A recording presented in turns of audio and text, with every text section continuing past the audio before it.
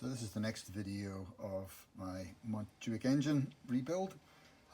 This is a head where it came off a bike where the valves got bent, one inlet and one exhaust valve from each cylinder. What it did was, in both cases, it broke the tops of the guides, and so what I've had to do is I've had to remove all the valve guides from the head. You can see them here, and this is what a valve guide looks like.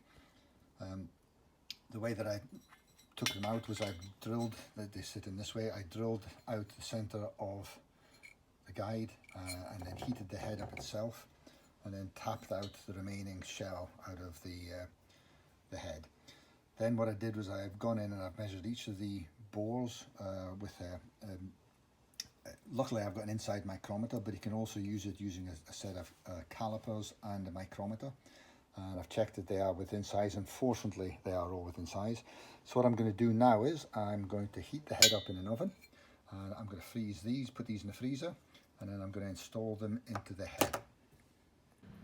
So here we have the cylinder head in the oven at 120 degrees. I'll leave it soaked like that for about an hour, just to make sure it's nice and comfortable.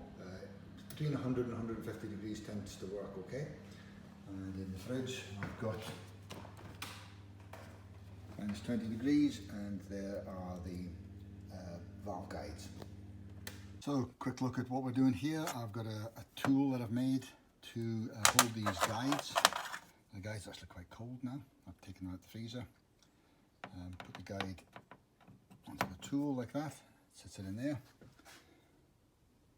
This is actually quite warm, so I've got to be careful what I'm doing. Put that into there. Make sure it's in centrally. Put it in a little bit. And drive it in the rest of the way.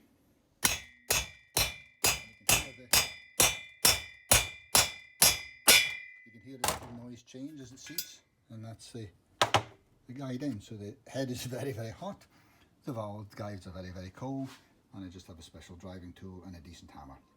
Guides in place.